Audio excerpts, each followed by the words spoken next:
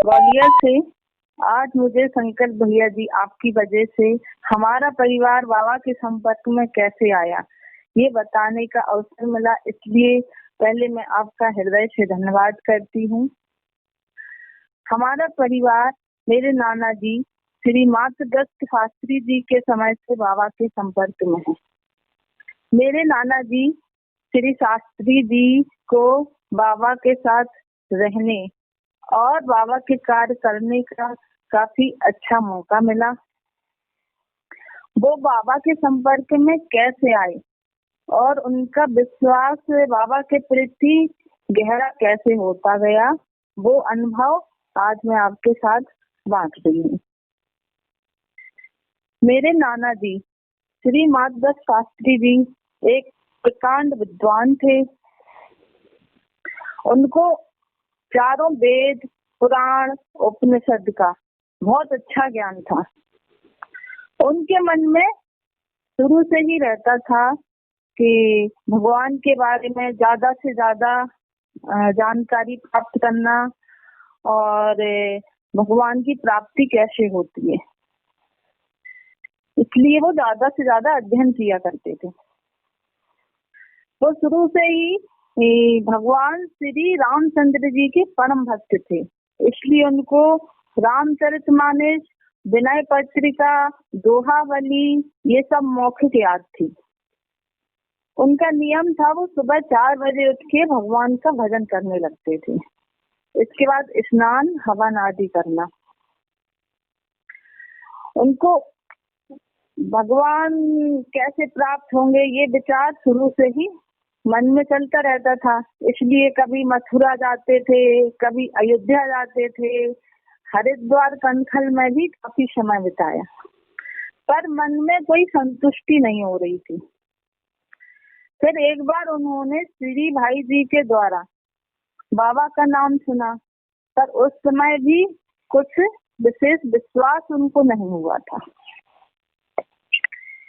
एक बार पूना में सहवास था, तो उन्होंने सुना कि लोग मेहर बाबा के दर्शन करने जा रहे हैं, पर विश्वास बहुत ज्यादा नहीं हो पाया था, इसलिए कोई उन्होंने रुचि नहीं दिखाई पूना जाने की। उसी रात में 3 से 4 बजे के बीच उनको सपना आया।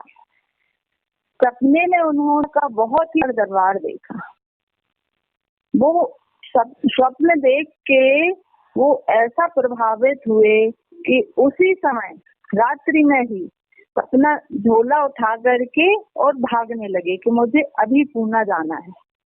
और पीछे से मेरी नानी जी श्री मत्ती राजकुमार शास्त्री जी भी दौड़ रही थी कि कहाँ भागे जा रहे हो, कुछ बताते तो जाओ। तो उनके रोकने पर वो वापस लौट आए। फिर उन्होंने बताया कि हमने मेहर बाबा का बहुत ही सुंदर दरबार देखा है। यदि बाबा इतने सुंदर हैं तो मैं उन्हें देखने पूना जरूर जाऊंगा। तो सभी लोगों ने बोला आप जाइए, लेकिन बता करके जाइए। फिर उन्होंने पूना जाने की तैयारी की और वो बताते थे कि जब वो पूना पहुंचे तो जैसा उन्होंने सपना देखा था ठीक वैसा ही दरबार पूना में उन्होंने देखा।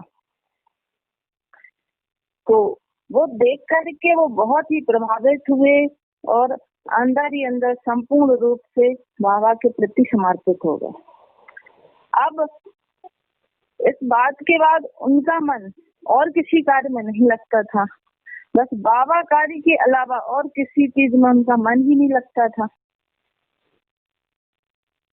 जिस समय बाबा नौरंगा दर्शन देने आए थे उस समय दर्शन तो बहुत लोगों ने किए, लेकिन इस चीज का एहसास बहुत ही कम लोगों को था कि बाबा वही भगवान हैं जो कभी राम थे, कभी कृष्ण थे और आज वो अवतार मेहर बाबा हैं।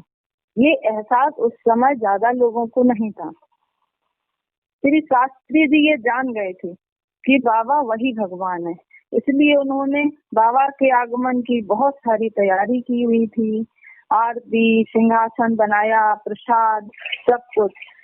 और जैसे ही बाबा घर में आए तो वो जोर जोर से जय जयकार के नारे लगाने लगे और बाबा को साष्टांग प्रणाम किया, दंडवत प्रणाम किया और बाबा का तेज बर्दाश्त न करने के कारण वो बेहोश हो गए।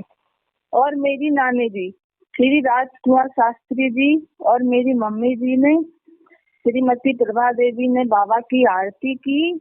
ये वर्णन आपको मेहरधाम नौरंगा का इतिहास पुस्तक में भी मिल जाएगा। अब फरवरी 1954 को महरस्ताना महेवा में बाबा का एक विशेष कार्य था जिसमें उन्होंने अवतार की घोषणा की थी। उस कार्यक्रम में सम्मिलित होने वाले लोगों की सूची पहले ही बना ली गई थी। जिन लोगों का सूची में नाम था वो तो ऊपर बाबा की कुटिया के पास चले गए और बाकी लोग वापस चले गए, पर जनक सिंह जी, रघुराज सिंह जी और मेरे नाना जी श्री मात्र शास्त्री जी अभी भी सीढ़ियों के पास रुके हुए थे। जनक सिंह जी को बाबा की अनुमति रास्ते में ही मिल गई थी, इसलिए वो बार बार ऊपर जाने का प्रयास कर रहे थे, पर केशव बाबू जी ने क्रोधित होकर लोग पर एराई जी के द्वारा पता चला कि उनको अनुमति मिल गई है, उनको ऊपर आने दो। तो वो ऊपर चले गए और रघुराज सिंह जी निराश होकर के लौट गए, पर श्री शास्त्री जी अभी भी सीढ़ियों पर ही बैठे हुए थे। जैसे ही बाबा का कार्यक्रम शुरू हुआ तो बाबा ने इशारा किया कि सूची में सम्मिलित सभी लोग आ गए हैं क्या? तो बाबा को बताया गया कि हाँ बाबा सभी लोग आ गए हैं। तो बाबा ने बोला कि देख करके आओ कोई बैठा तो नहीं है। तो केशव बाबू जी ने बताया कि बाबा शास्त्री जी अभी भी सीढ़ियों पर ही बैठे हुए हैं। तो बाबा ने कहा उनको ऊपर बुला लो। ये सुनकर वो इतना खुश हो गए, बाबा के प्रति और गहरा लगाव होता चला गया। अब बाबा ने जैसे ही अवतार की घोषणा की, इसके बाद केशव बाबू जी ने महर चालीसा सुनाया और नाना जी श्री शास्त्री जी ने उनको गीता के 7 श्लोक सुनाए। ये वर्णन भी महरास्ताना के इतिहास में भी दिया हुआ है। सन 1960 में सरसई में हरिजनों ने बाबा प्रेमियों की परीक्षा लेने के लिए एक सम्मेलन रखा था कि कौन कौन आता है यहाँ पर सम्मिलित होने के लिए। उस सम्मेलन में भी सम्मिलित होने वाले शास्त्री जी पहले व्यक्ति थे।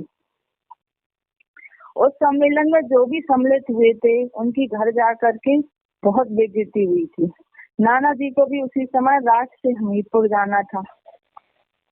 जब वो रात में बस में बैठे और वहाँ बैठे तो सभी लोग के ये पंडित जी हैं कोई उनसे, तो आकर के उनको बताने लगे कि सर सही में तो बहुत बुरा हुआ, सभी जाति के लोग इकट्ठे हुए, ऐसा हुआ, वहाँ पर बहुत बुरा हुआ।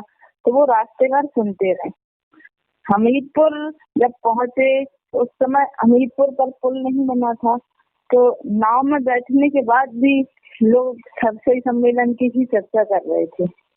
तब उन्होंने अपना मौन तोड़ा कि उस सम्मेलन में सम्मिलित होने वाला मैं पहला व्यक्ति हूँ। अब पूरी नाव में सन्नाटा था और सबकी चुप्पी सदी हुई थी, कोई कुछ भी नहीं बोल पा रहा था। सन 1965 में 1 मई से 6 मई तक बाबा का दर्शन था। कई जिलों के लोग वहां पहुंचे हुए थे, बहुत भीड़ हुई। मंगल कार्यालय धर्मशाला में लोग रुके हुए थे। वहां पे किसी कारण से तो लैट्रिन भर गई, लोगों को बहुत असुविधा होने लगी। ये बात जब बाबा तक पहुंची कि लोगों को बहुत असुविधा हो रही है, तो बाबा ने लैट्रिन की सफाई के लिए शास्त्री जी और हीरालाल जी को आदेश दिया। बाबा का आदेश सुनते ही उन्होंने लैट्रिन की सफाई शुरू कर दी और लोगों ने ये देखा कि शास्त्री जी लैट्रिन की सफाई कर रहे हैं, तो सभी लोग दौड़ पड़े कि हम भी करेंगे और सभी ने वहां पे सफाई कर दी। ये बात जब बाबा को पता चली तो बाबा बहुत खुश हुए। सन 1957 1957 में बाबा का दर्शन छाकोरी में था। वहाँ के किसी प्रेमी ने बाबा को चांदी की चरण पादुकाएं भेंट की थी। वो चरण पादुकाएं बाबा ने नाना जी को दी थी और अपने पैर भी धोए थे, तो वो जल भी उनको मिला था वहां से। वो हमेशा उसकी पूजा किया करते थे और वो जल पिया करते थे। वो चरण पादुकाएं हमेशा उनके पास ही रहती थी। एक बार बाबा ने नाना जी को, श्री शास्त्री जी को कुब्बूर जाने के लिए बोला। अब बाबा का संदेश टाला तो जा नहीं सकता है। बाबा ने कहा आपको वहां जाके लोगों को बाबा का संदेश बताना है और बाबा के बारे में बताना है। अब नाना जी अंदर ही अंदर घबरा रहे थे कि ये कैसे संभव हो पाएगा, मुझे तो वहाँ की भाषा आती नहीं है और वो लोग हिंदी नहीं समझते, ये कैसे संभव हो पाएगा। अब बाबा का आदेश था, जाना तो था ही। जब बाबा वहाँ कुब्बूर पहुंचे तो उन्होंने अवतार मेहर बाबा की जय बोल करके और बोलना शुरू किया, तो 2 घंटे तक बोलते रहे और वहाँ पे लोग सुनते रहे। बाद में उनको पता चला कि वो लोग कह रहे थे कि आप हमारी भाषा इतनी अच्छी बोल लेते, तो ये तो हमको पता ही नहीं था। इस बात से तो नाना जी को बड़ा आश्चर्य हुआ कि मैंने तो हिंदी में भाषण दिया था, इन लोगों को अपनी भाषा में कैसे समझ में आया, और बाबा के प्रति और गहरा लगाव हो गया। नाना जी जब जिक्री रहा करते थे तो उनका कार्य था, जो पत्र बाबा के आया करते थे, कुछ संदेश और पत्र होते थे। कभी केशव बाबू जी, पुकार जी के द्वारा भी भेजे जाते थे और मंडली से भी आते थे। तो वो पत्र समय से लोगों तक पहुंचाना और ज्यादा से ज्यादा बाबा का संदेश पहुंचाना। तो वो समय से पहुंचाने के लिए कई बार रात्रि भर पैदल चला करते थे, पर उनको संदेश समय से पहुंचाना होता था। कई बार संदेश पहुंचाते पहुंचाते बहुत टाइम लग जाता था और 15 दिन 20 दिन तक घर ही नहीं लौट पाते थे, और कभी कभी 1 महीना भी हो जाता था, घर लौट के ही नहीं आते थे। नानी जी और मम्मी को पता ही नहीं रहता था नाना जी कब आएंगे, क्या होगा, और सारा सब कुछ उन्होंने बंद कर दिया था, सिर्फ बाबा कार्य में ही उनका मन लगता था। अब हमारी नानी जी को चिंता होने लगी कि हमारी एक लड़की भी है, हम लोगों का क्या होगा।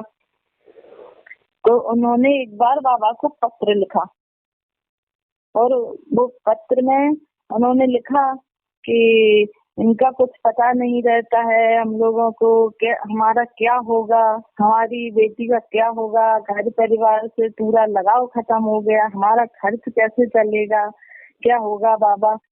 जब बाबा को इस संदेश के बारे में पता चला तो बाबा ने नाना जी श्री शास्त्री जी को आदेश दिया कि आप 10 दिन घर पर रहेंगे और 20 दिन बाबा कार्य से बाहर रहेंगे। तो वैसा ही होता था, 10 दिन वो घर पे रहते थे और 20 दिन बाबा कार्य से बाहर रहते थे। 10वें दिन कब चलेगा ये भी किसी को पता ही नहीं चलता था, और खर्च के लिए पैसे भी बाबा के यहाँ से आने लगे थे हर महीने। जब ये बात नाना जी को पता चली तो बहुत प्रभावित हुए और बोले कि हमने तो ये सपने में भी नहीं सोचा था कि बाबा इस तरह हमारी मदद करेंगे। एक बार जब नाना जी उरई में रहते थे तो बाबा द्वारा दी गई चरण पादुकाएं, जिसकी वो हमेशा पूजा किया करते थे, वो किसी ने चोरी कर ली। वो चरण पादुका बहुत पता लगाने पर भी पता नहीं चल रहा था कि किसने चोरी की। इस बात से उनको बहुत ही गहरा धक्का लगा और उन्होंने उरई छोड़ दिया। उरई छोड़ करके वो हमीरपुर मेहरपुरी में रहने लगे थे। अब बाबा के प्रति संपूर्ण समर्पण कर दिया था, इसलिए वो कभी घर बनवाने का भी नहीं सोचा उन्होंने, सिर्फ बाबा कार्य में ही लीन रहते थे, पूरे टाइम बाबा का कार्य करना है। नानी जी कहा करती थी कि क्या जिंदगी ऐसे ही निकल जाएगी, क्या कहीं तो ठिकाना तो बना लो, कुछ तो कर लो। तो उनका लेकिन किसी भी चीज में मन नहीं लगता था। हमीरपुर में ही रह रहे थे, उसी समय उनकी तबीयत खराब होने लगी। जब उनकी तबीयत ज्यादा खराब हुई तो उन्होंने मम्मी को बुलाया और बोला कि नानी जी के लिए कि अपनी अम्मा का तुम्हें ध्यान रखना है अगर मुझे कुछ हो जाता है तो। हमीरपुर के प्रेमियों को भी नाना जी से बहुत लगाव था। तो जब उनको पता चला कि शास्त्री जी की बहुत तबीयत खराब है तो उनके मन में भी ये डर हो गया कि शास्त्री जी कहीं हमें छोड़कर ना चले जाएं। तो उन लोगों ने विचार बनाया कि महतपुरी में सीढ़ियों के सामने यहाँ हम शास्त्री जी की समाधि बनाएंगे और हम शास्त्री जी को कहीं नहीं जाने देंगे। और मेरी नानी, क्योंकि मेरी मम्मी अकेली है तो मेरी नानी भी यही सोच रही थी कि अगर इनको जलाया जाता है तो मैं भी साथ में सती हो जाऊंगी। उनके मन में ये विचार चल रहा था। उसी समय मेरे नाना जी ने मम्मी को बुलाया और बोला कि मुझे कुछ हो जाता है तो ना ही मुझे जलाना, ना ही मुझे दफनाना, ना ही मेरी कोई समाधि बनाना, मुझे बेतवा नदी में प्रवाह कर देना, किसी तरह का कोई कर्मकांड नहीं करना है। तो मम्मी ने बोला कि भंडारा वगैरह कुछ कर सकते हैं, तो उन्होंने हाँ कर दिया।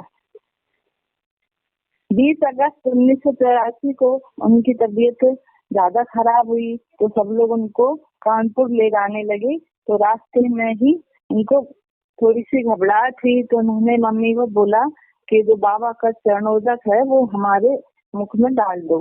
मम्मी ने जैसे ही 2 चम्मच डाला और तीसरी चम्मच डालते ही वो शरीर छोड़कर बाबा के पास चले गए। इसके बाद जैसा कि उन्होंने बोला बेतवा नदी में उनको प्रवाह किया गया और भंडारा हुआ। भंडारे में बहुत सारे प्रेमी आए। अब भीड़ इतनी होती जा रही थी कि नानी और मम्मी जी हमारी फिर से घबराने लगी कि ये तो हमें अंदाजा ही नहीं था कितने प्रेमी आएंगे। जिन जिन जिनको सूचना मिल रही थी सभी प्रेमी आ रहे थे। तो उनको फिर से कि कहीं खाना कहीं कम ना पड़ जाए तो उनको अंदर ही अंदर घबराहट हो रही थी। प्रेमी आते जा रहे थे और भंडारा चल रहा था। अब बरसात का महीना था इसलिए बहुत तेज बारिश होने लगी और बहुत सारे प्रेमी नहीं जा पाए। महतपुरी में ही पूरी रात उनको रुकना पड़ा। वहाँ पे पूरी रात बाबा की चर्चा, बाबा के भजन, बाबा की आरती, इतना अच्छा माहौल था जैसे बाबा का कोई कार्य चल रहा है। और रात में रुकने के बाद सुबह भी सभी ने खाना खाया। 40 गरीबों को और खाना खिलाया जाना था। सबको आश्चर्य हो रहा था कि इतना अच्छे से सब लोगों को खाना हो गया और कमी नहीं पड़ी। अंदर जाकर के भंडारा खत्म होने के बाद देखा तो बहुत सारा सामान भी बचा रखा हुआ था, घी, शक्कर वगैरह। फिर उसको आने वाले मेले में इस्तेमाल किया गया।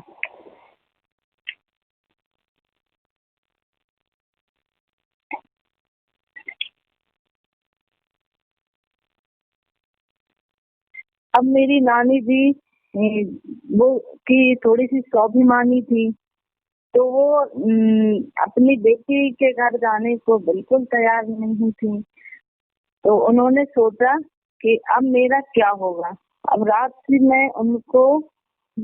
रात्रि के समय उनके मन में ये विचार आया कि मैं भी बाबा के पास चली जाती हूँ। तो उन्होंने क्या किया, उठ करके लाइट का तार पकड़ लिया। जैसे ही उन्होंने लाइट का तार पकड़ा और लाइट चली गई। वो आधा घंटे तक पकड़े बैठी रही पर लाइट नहीं आई। ऐसा उन्होंने कई बार किया। फिर उनको ये समझ में आ गया था कि बाबा की कुछ और ही मर्जी है। इसके बाद उन्होंने दूसरे दिन अपना सामान रखा तो बाबा के यहाँ से जो पैसा आता था वो पूरा खर्च नहीं हो पाता था और नाना जी के जाने के बाद भी पैसा खर्च के लिए बराबर आ रहा था नानी जी के लिए। तो वो पैसा उन्होंने देखा तो इतना पैसा था कि जिससे उन्होंने औरई में अपना मकान बनवा लिया। मकान बनवाने के बाद वो सोचने लगी कि अब इसमें रहने वाला कौन है, ये मकान तो हमने बनवा लिया। फिर से वो चिंतित हो गई। पर उसी समय हमारी मम्मी ने सभी ने विचार बनाया। मेरे भाई साहब ग्वालियर में पढ़ते थे कि हम लोग सब लोग औरई पढ़ाई के लिए रहेंगे। तो हम पांचों भाई बहन नानी जी के पास पढ़ने के लिए आ गए। अब जैसे कि उनकी इच्छा थी, फिर भाई साहब की शादी हुई, बच्चे हुए, पूरा घर ऐसे भर गया था कि एक दिन वो खुद ही कहने लगी कि हम सोचा करते थे ये मकान तो हमने बनवा लिया है, पर इसमें रहने वाला कौन है, आज ये मकान हमको छोटा लगता है।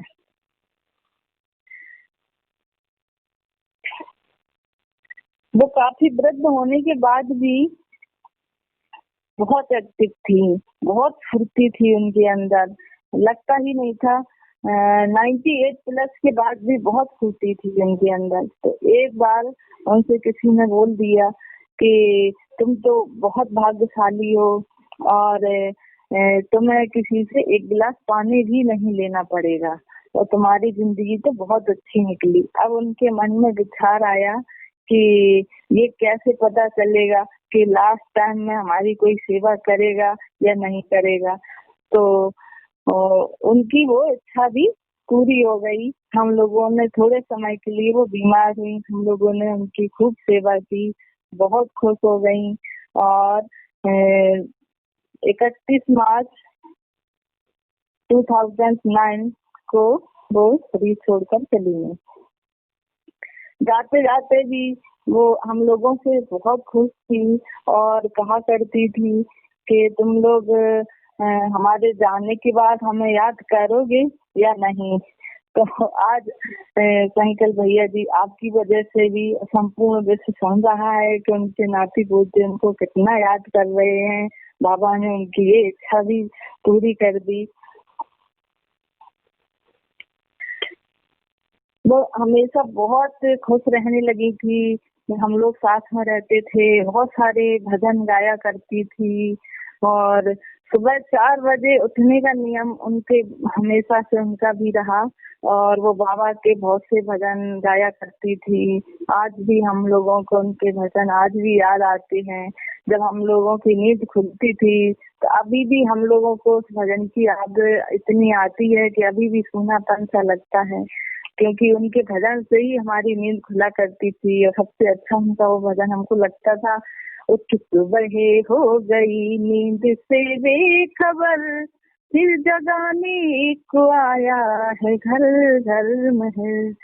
और जब कभी भी बाबा का कोई कार्यक्रम होता था तो वो बहुत ही मग्न होके बाबा का भजन गाया करती थी। एक भजन तो वो हमेशा ही गाती थी और नाचने लगती थी। वो भजन भी मुझे बड़ा अच्छा लगता था उनका।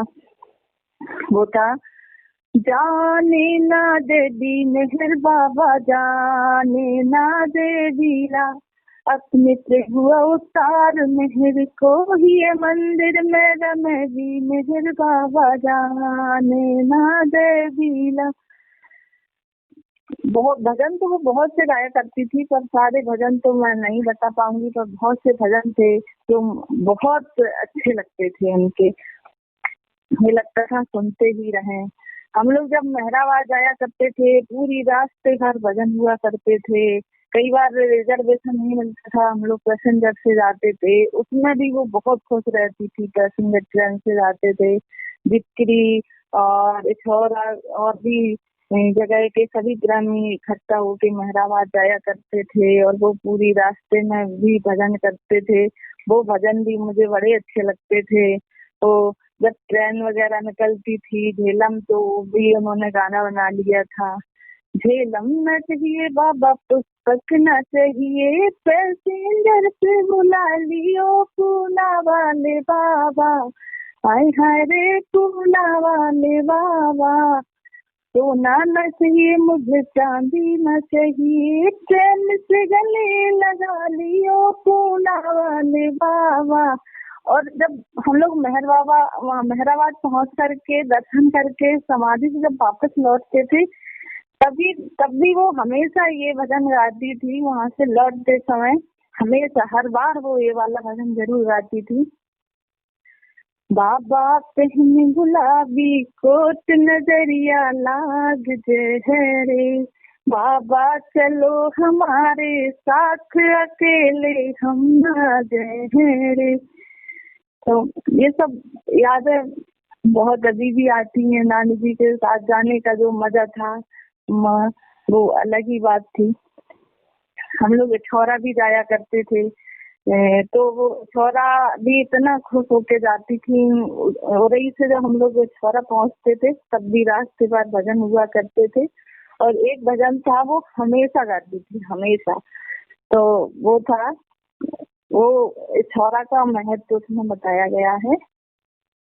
आज प्रेम के सागर उमड़े करके छौरा की तैयारी, जहाँ नहा गए अवतारी, तीनों नदियां संगम हो गई, सत्य प्रेम ईमानदारी, जहाँ नहा गए अवतारी, नदी वे दुआ हुई त्रिवेणी, प्राग छौरा है भारी, जहाँ नहा गए अवतारी। अवतार मेहर बाबा कीजिए। अब मैं अपना अनुभव भी आप लोगों के साथ थोड़ा सा बांटना चाहती हूँ। मैं बचपन से ही अपनी नानी जी के साथ रही, तो बहुत सारे बाबा प्रेमी आया करते थे और वो बताया करते थे कि उनकी लड़कियों की शादी ऐसी जगह नहीं हो पाई है जो बाबा को मानते हो। तो कई जगह ऐसा था कि बहुत विरोध था, बाबा की पूजा नहीं करने दी जाती थी। ये बात भी मेरे मन में मुझे भी लगती थी कि कहीं ऐसा मेरे साथ भी नहीं हो कि शादी के बाद मुझे बाबा की पूजा ना करने दी जाए। ये सब मेरे मन में भी विचार हमेशा चलता रहता था। अब नानी जी जब सभी सोचकर चली गई, हमारी शादी की सबको चिंता हुई कि शादी करनी है। मैं बचपन में एक बार बहुत बुरी तरह से जल गई थी और मेरा फेस सबसे ज्यादा लगा हुआ था। तो इतना ज्यादा मेरी एक आंख में बहुत ज्यादा कष्ट लग गया था कि 6 महीने बाद धीरे धीरे ठीक हुई। तो सभी लोग देख करके कहते थे कि लड़की की शादी कैसे होगी। हेलो, आवाज मैं आपको फिर से रिकनेक्ट कर रहा हूँ, आपकी आवाज गड़बड़ा रही है। एक मिनट लगा रहा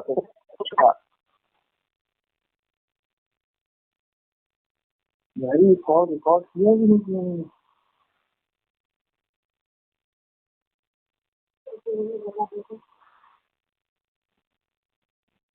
आवाज कैसे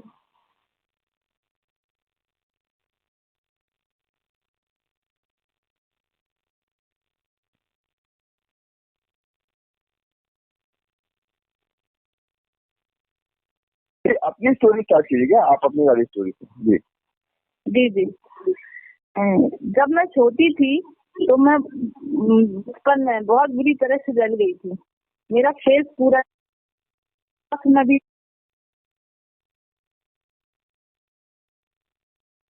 थे, लड़की है, अब इसकी शादी कैसे होगी, क्या होगा। तो मम्मी को भी बहुत घबराहट थी। मम्मी मेहरपुरी में जाके बाबा से प्रार्थना की कि बाबा आप ही जानो, और मुझे कुछ समझ में नहीं आ रहा है, लड़की के साथ ऐसा ऐसा हो गया। इसके बाद जब सब लोग, मैं बड़ी हो गई और सबको मेरी शादी की चिंता हो रही थी, तो भाभी भी बोल रही थी भाई साहब को कि आप कहीं जा करके देखोगे, पता करोगे तभी शादी होगी, ऐसे कैसे शादी हो जाएगी। तो कोई खुद से फोन पे किसी का आ नहीं जाएगा। सामने बाबा का फोटो रखा हुआ था और साइड से नाना जी का फोटो रखा हुआ है, वहाँ हो रही, वहीं पर बैठ के हम लोग ये बात कर रहे थे। उसी समय फोन आया और उन्होंने बोला कि ऐसे हमें पता चला है आपकी सिस्टर है और हम लोग शादी करना चाह रहे हैं। पता किया उन लोगों के बारे में और वो रिश्ता फाइनल हो गया। रिश्ता फाइनल हुआ 16 मई को। इसके बाद मई से लेके फरवरी तक कोई मुहूर्त नहीं निकला। वो डेट डिसाइड उन्हीं लड़के वालों को ही करनी थी। तो उन्होंने 13 फरवरी की तारीख तय की शादी के लिए। जब 13 फरवरी हम लोगों को पता चला तो हम लोगों ने सोचा कि 25 फरवरी तो बाबा का जन्मदिन है, 25 फरवरी को ही कर लेते हैं। तो भाई साहब ने फोन किया कि शादी 25 फरवरी को कर लेते हैं। तो उन्होंने बोला कि अपने पंडित जी वगैरह को बुलाया और देखा 25 हो तो देख लो। तो वो बोले नहीं, 25 फरवरी में तो कोई मुहूर्त नहीं है, शादी 13 का ही सबसे अच्छा है, 13 तारीख को ही होगी। और वो आके एक होटल फाइनल कर गए कि इससे हमको शादी करनी है। अब भाई साहब बार बार उस होटल पर जाते थे, पर वो होटल का मालिक उनको नहीं मिलता था। और कि वो होटल फाइनल हुआ कि नहीं, जो हम लोग देख करके आए। तो भाई साहब उसी समय गए, तो वहां पे पता चला कि 13, 14, 15 सारी डेट वहाँ फिक्स हो चुकी है। अब उन लोगों का फोन किया कि वो डेट तो फिक्स, वो होटल तो बुकिंग हो चुकी है, हम किसी दूसरे होटल से शादी कर लेते हैं। तो बोले नहीं, शादी तो हमको उसी होटल से करनी है, कुछ भी हो जाए। तो फिर से गए भाई साहब, तो वहाँ पे देखा कि किस किस डेट में खाली है, तो सिर्फ 25 फरवरी को ही खाली था। तो उनको बताया कि वो होटल तो सिर्फ 25 फरवरी को खाली है। अब उन्होंने अपने पंडित जी को बुला करके देखा होगा, वो कैसे भी करके वो तैयार हो गए 25 फरवरी को। तो हम लोग को बहुत खुशी हो रही थी कि चलो 25 फरवरी बाबा का जन्मदिन है, उस दिन शादी होगी। अब ये तो पहले से ही पता था, ये लोग बाबा के बारे में कुछ जानते नहीं है। ये भी डर लगा हुआ था कि पता नहीं पूजा करने देंगे, कहीं विरोध तो नहीं करेंगे। इसके बाद शादी बाद हम यहाँ आए, छोटा सा फोटो रख करके पूजा करने लगे। तो उन्होंने पूछे कौन है, हमने कहा ये मेहर बाबा है और भगवान है।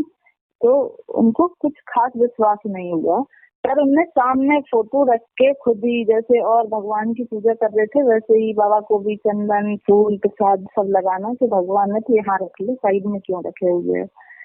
तो देखकर हमें बड़ा अच्छा लगा कि चलो थोड़ा सा इनके मन में कुछ आया। तो इसके बाद जब मेरा बड़ा वाला बेटा होने वाला था, तो डॉक्टर्स ने बोला कि कुछ प्रॉब्लम्स हैं।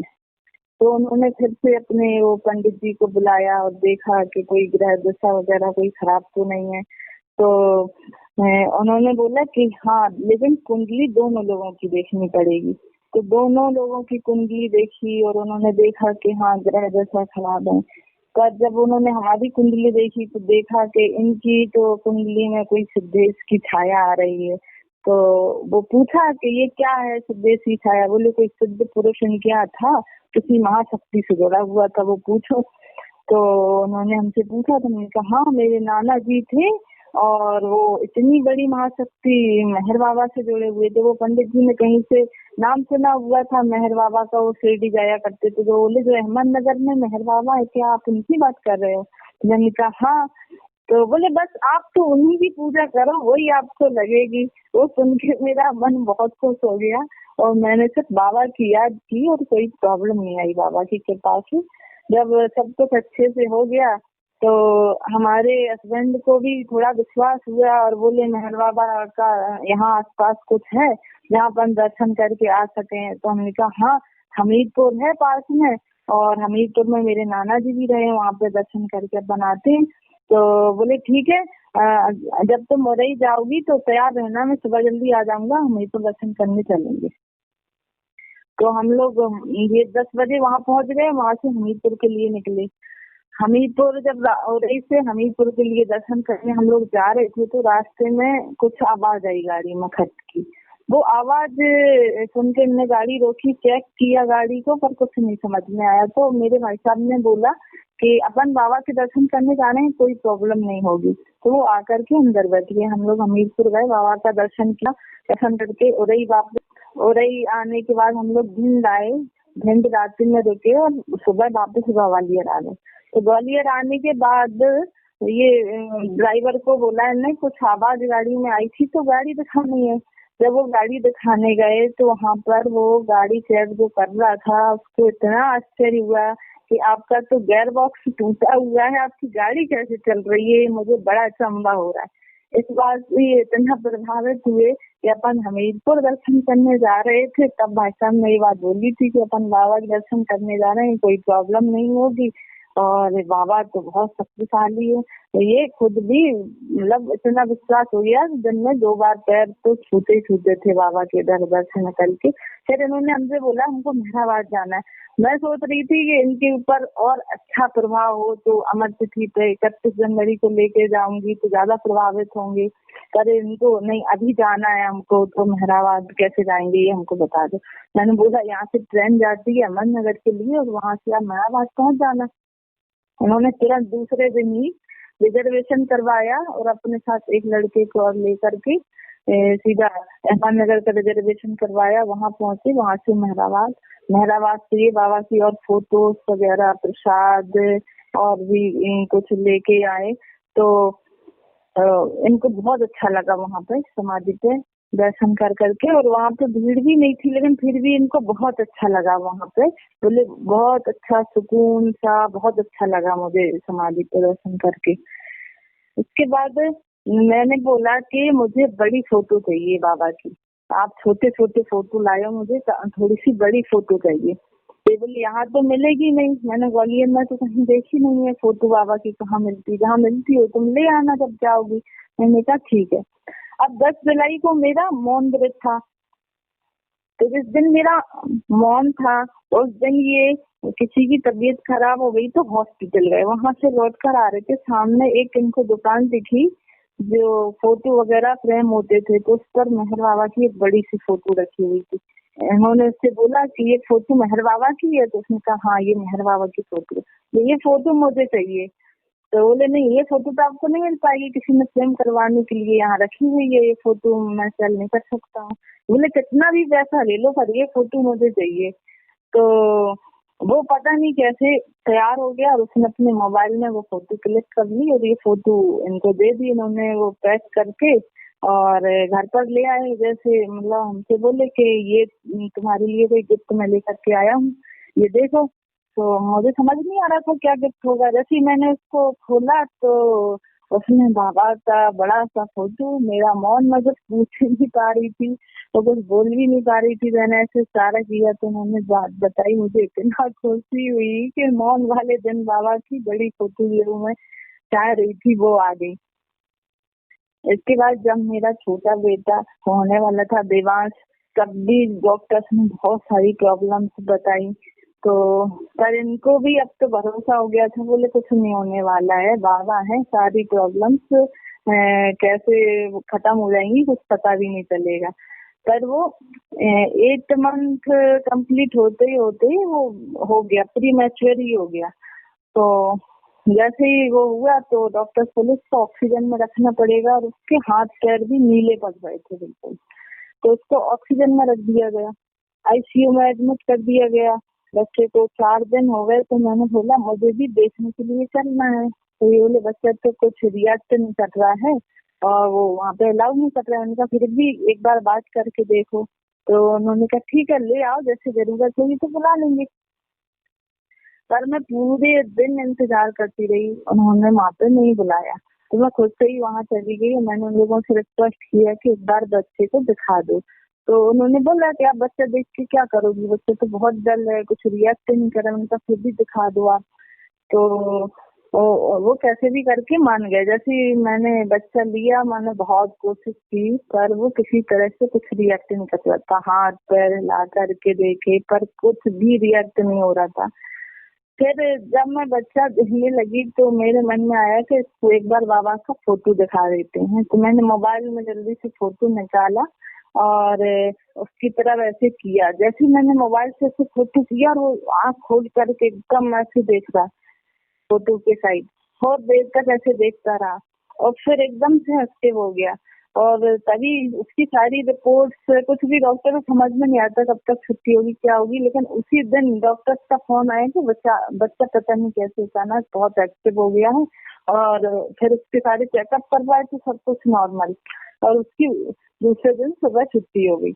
इस बात से भी ये बहुत प्रभावित हुए कि ये तो बड़ा आश्चर्य हो गया। मैं खुद देख के गया था, बच्चा इतना डल था, कोई रिएक्ट नहीं था, ये कैसे हो गया। तो मैंने बताया कि ऐसे मैंने फोटो दिखाई पर उसने फर्स्ट टाइम आंखें खोली।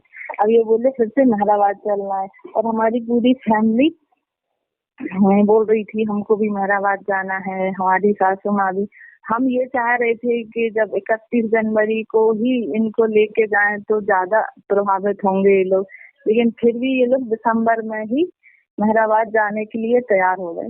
दिसंबर में हम लोग मेहराबाद गए, वहाँ पे बाबा के दर्शन किए, सब लोग बहुत प्रभावित हुए बाबा के यहाँ जाके। अवतार मेहर बाबा की जय।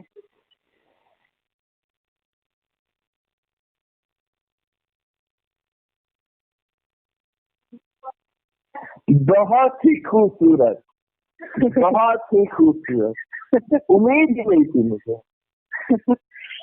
और मैं सच बता रहा हूँ, मैं रोया हूँ पूरे उसमें। जी मैं रोया हूँ स्टोरी को। इतनी प्यारी कहानी, इतनी प्यारी कहानी बाबा की। इतना प्यार आपकी नानी बाबा ने करती है, प्यार मैंने फील किया। जाने ना देवी मेहर बाबा, जाने ना देवी ला, जाने ना देवी मेहर बाबा, जाने ना देवी ला। कछु दिननि अब इन चरणन को, कछु दिननि अब इन चरणन को, हम चरना में तिले भी मेहर बाबा, जाने ना देवी ला, जाने ना देवी मेहर बाबा, जाने ना देवी ला। अपने प्रभु अवतार मेहर को, अपने प्रभु अवतार मेहर को, ये मंदिर मेरा में भी मेहर बाबा, जाने ना देवी ला, जाने ना देवी मेहर बाबा, जाने ना देवी ला।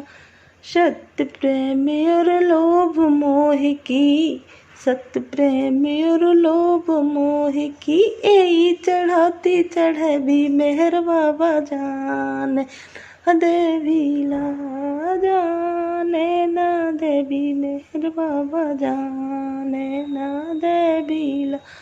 सब प्रेमी तुम रहो सजग हो, सब प्रेमी तुम रहो सजग हो, बाबई बाबा कह भी मेहर बाबा, जाने ना देवी ला, जाने ना देवी मेहर बाबा, जाने ना देवी ला, जाने ना देवी मेहर बाबा। जय बाबा। जय जय बाबा। अब आज प्रेम के सागर उमड़े, करो ये छोरा की तैयारी, जहाँ नहा गए उतरी, तीनों नदियाँ संगम हो गई, सत्य प्रेम ईमानदारी, यहाँ नहा गए उतरी। नदी गे तो भई तेरे बहनी, त्रागे छोड़ा वो बारी, जहाँ नहा गए उतरी। मत बात की लगी दुकान है, मेहर दुकान अजब कारी, जहाँ नहा गए उतरी। मेहर दुकान की सौदा असली, बाकी नकली है सारी, जहाँ नहा गए उतरी। गदगद नैन हुए दर्शन बिन, कलम न चले बेचारी, जहाँ नहा गए उतरी। आज प्रेम के सागर उमड़े, करो ये छोरा की तैयारी, यहाँ नहा गए उतरी।